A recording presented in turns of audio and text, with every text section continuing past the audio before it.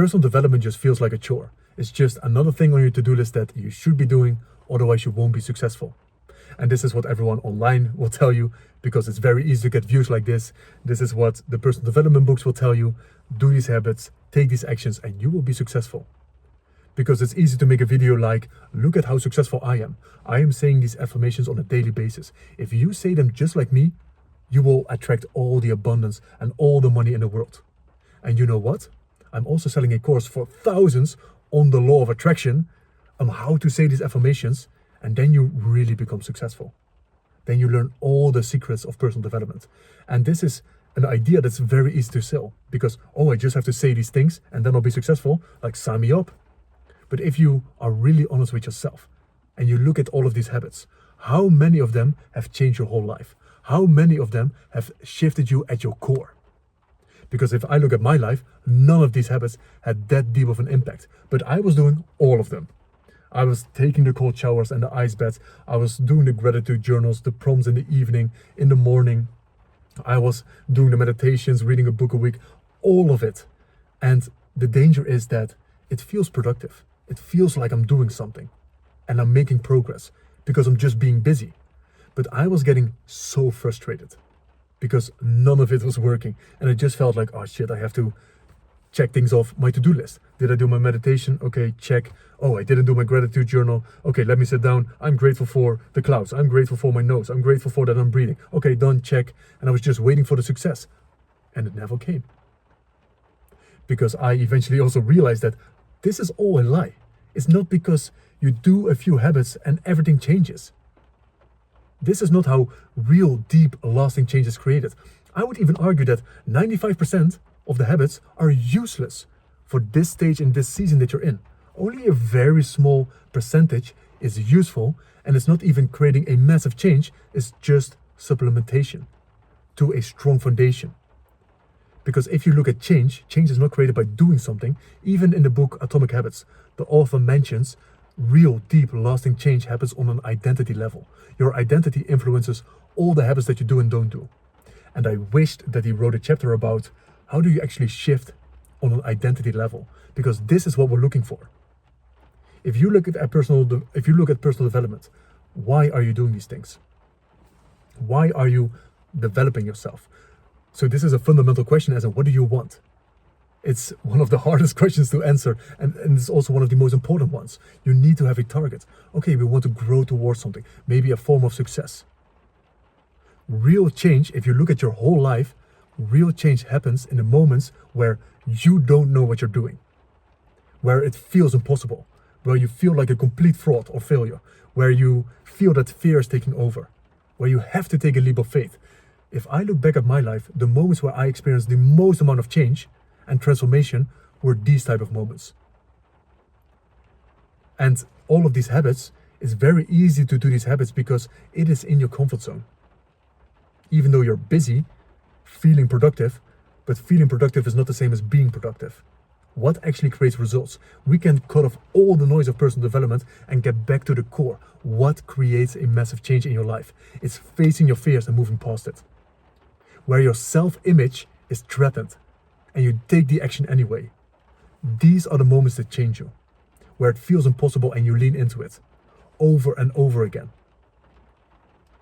And this is the part that people don't want to look at.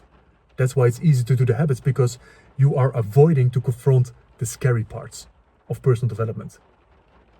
And that's why it's simple. That's why these ideas are easy to sell. It's easy to write books about it. It's easy to get a lot of views on your videos. If you have a video like the top 5 success habits that made me successful. You know what the habit is? Leaning into your fear consistently over and over and over again. When people say personal development is fun, I already know you haven't even started yet. You've done none of the work yet. Because if you say personal development is fun, you have not faced your fears. And if you say, yeah, I face my fears. When you face your fears, you are scared shitless. You are shaking. Your heart rate is going up. These things are not fun. When you need to have these hard, confronting conversations, maybe with your parents, maybe with your boss, maybe with a client, with your partner. These things are not fun. The freedom that you experience on the other side and the change, that part is fun, of course, because there is a release. But if you have to face it over and over and over again to change, This part is hard.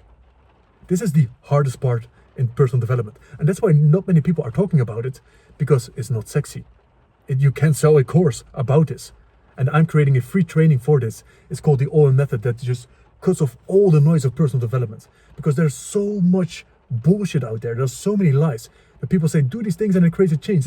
None of it works. The things that create massive change in a very short period of time is facing your fears over and over and over again. If you want to be a content creator, have you posted your first video? Are you posting consistently? Are you talking about things that are not easy to talk about, but are you talking about things that you're really passionate about, but you are afraid that people will judge you for this? Are you talking about these things? If you want to start a business, have you reached out to people? Have you sent the emails? Have you walked into businesses to see if there's a partnership possible? Have you reached out for mentorship to people that you look up to? Are you taking the real scary actions consistently? Are you signing up for something before you are ready? Have you asked for a promotion already? Have you had these hard conversations? It's easy to avoid all of this and think you're growing by working on these habits. And that's why I think personal development is so dangerous. And especially with everyone is just sharing online, because everybody is copying each other. Like, oh, they're making videos about success habits. And I see, oh, the views are very high. Oh, Atomic Habits is one of the most sold books in personal development. Oh, there's something about the habits. We need to focus on the habits. This is not what creates a change, because the thing that actually creates a change is not sexy to sell. It's not fun. It's really not fun. And it becomes fun when you move past it. But the thing is, if you want to keep changing, you have to face it again and again and again and again. So what are the parts that you've been avoiding in life? That's the question. What are the parts that you're too afraid to confront? What are the leaps of faith that you know you want to be taking in your heart, but you've been too afraid to take them? These are the things that create the change. Of course, I'm not saying that all the habits are bad. They are a beautiful supplementation to your life, but they are not at the core of the change. So this is really how I want to view it. It's not the nutrition that is changing. The habits are the supplements that you're taking on the powerful nutrition that you already have. Your nutrition plan is the foundation. The habits, success habits, are a supplementation to this. And not even all of them, but a few of them. You can choose, because there are a few habits that I consistently use around time blocking, scheduling, planning, goal setting. These things I've been using all of the time because they're just so powerful. But they didn't change me at my core. It's these scary actions. It's meeting my edge and moving past it. And this is where then you start, the overthinking starts. Then the doubt starts. When you start to look for these moments. Oh no, I can't do this yet. I need to have a certification first, and then I'll start my business. You know what? I need to do some more research first. I need to have some more preparation, and then I'll post my first video. Then we start to operate in the area of all the excuses. And then you know you're leaning into a good edge of you. When you are having all these excuses, conditions and requirements before you can do something. Because the thing that's on the other side of that, that's the thing that you want to be leaning into. So that's just why I believe most personal development is just a lie. It's beautiful supplementation in a lot of ways, but it doesn't change you at the core. If you really want to change at your core, look for ways that threaten your self-image. Look for the actions that you do not want to take. Look at all the things that you've been avoiding, all the actions, all the conversations, everything. Lean into it. And the change that you will experience on the other side, the freedom and confidence, like, I wouldn't trade it for anything. Like, this is one of the most beautiful parts about personal development. So yes, personal development is fun, but facing these things is not fun. So yeah, that's just my take on why I think personal development just feels like a chore.